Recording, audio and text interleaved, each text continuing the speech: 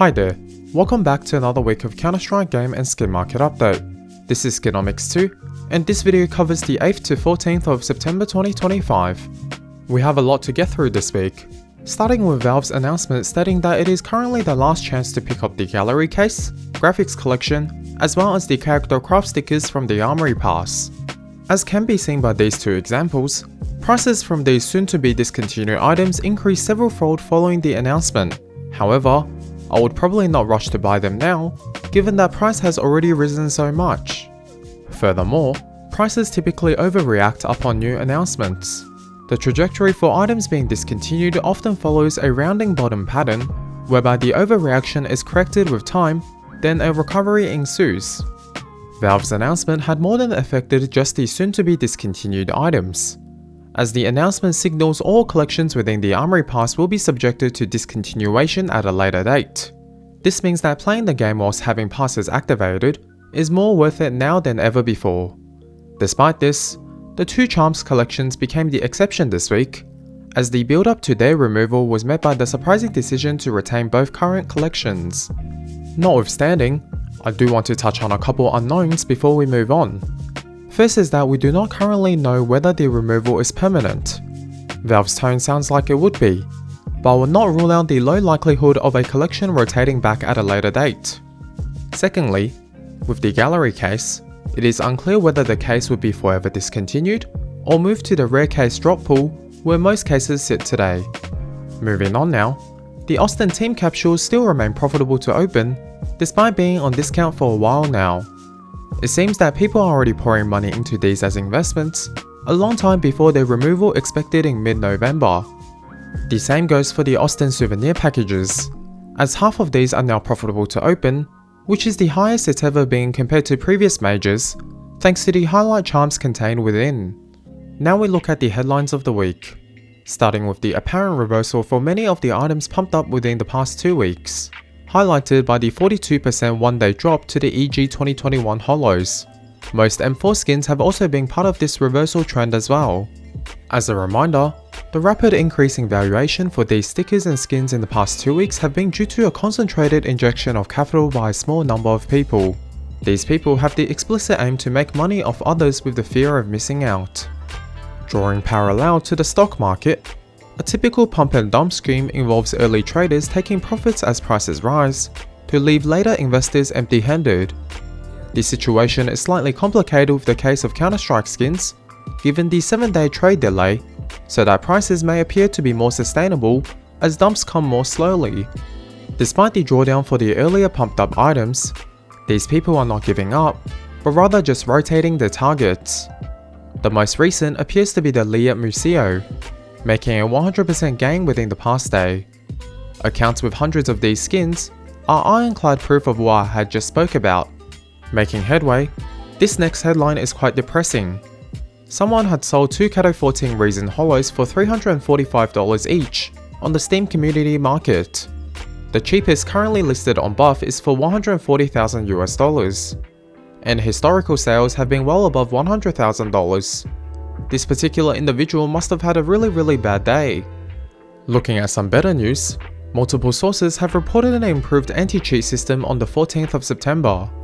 This is great news for everyone who actually plays the game, and is a positive sign that Valve are actually taking actions behind the scenes. Hopefully this is able to continue.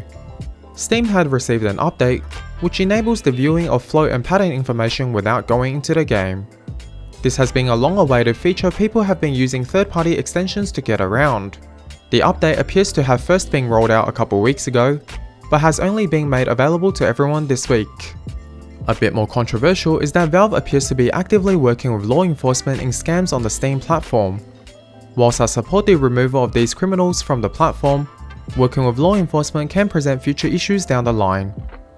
A couple weeks back, a player with a $2 million inventory was apparently banned with a request from the Chinese authority. You can decide for yourself how you feel about this. Shifting our focus to the pro scene headlines.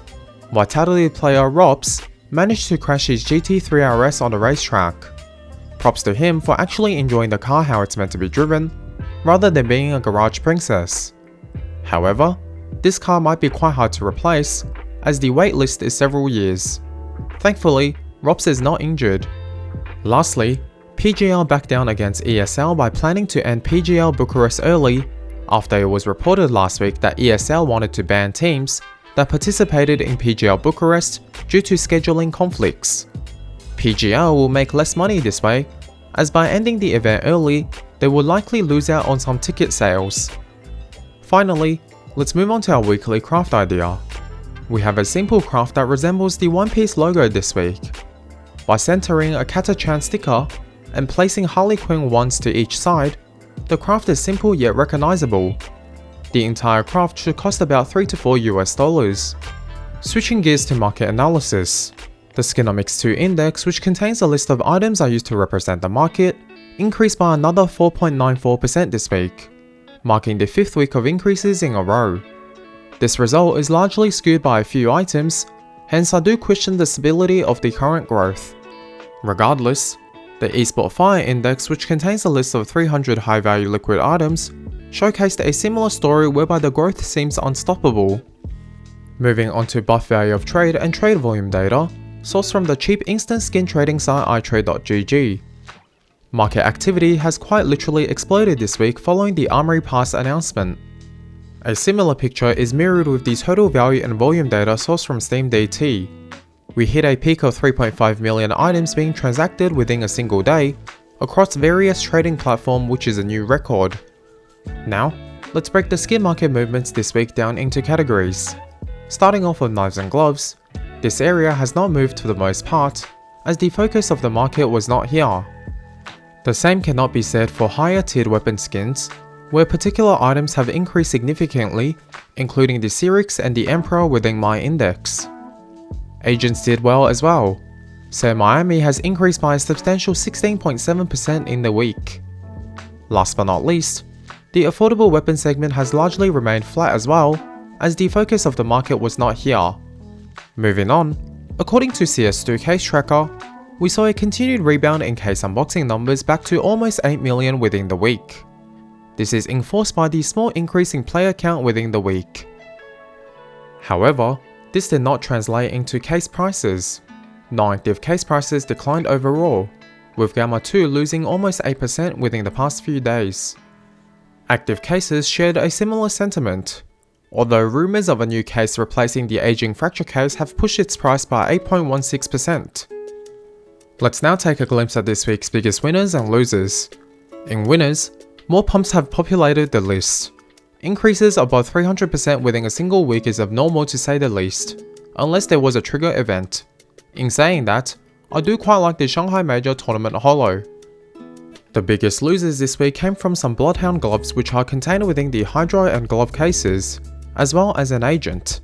Each of these items had lost 1/3 of their value within the week. Onto the top trades of the week, also sourced from the skin trading site iTrade.gg.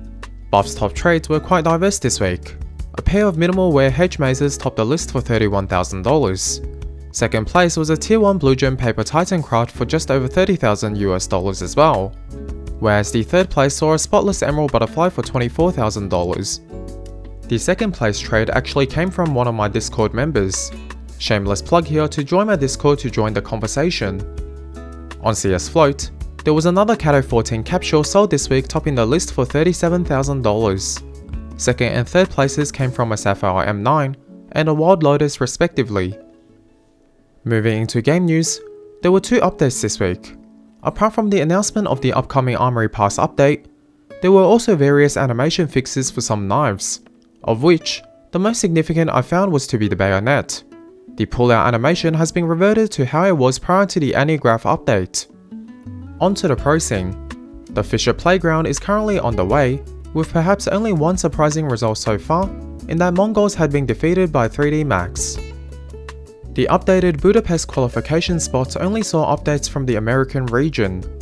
Odic and Fluxo made way for 9Z and Wildcard. Moving on, in other pro scene news, Australis has been bought out by a consortium of investors including its original co-founder. Twist will depart Liquid back to FaZe after Fisher Playground. It is very unclear who will be replaced on FaZe at this stage. TN1R is confirmed to be replacing Zontix on Spirit. BetClick sold Hypex. And lastly, Inner Circle is offloading their entire roster to sign a new one. I am still open to skin donations, and a reminder to join my Discord. Please like, share and subscribe. On that bombshell, that was all for this video. Thank you very much for watching, and see you in the next one. Bye.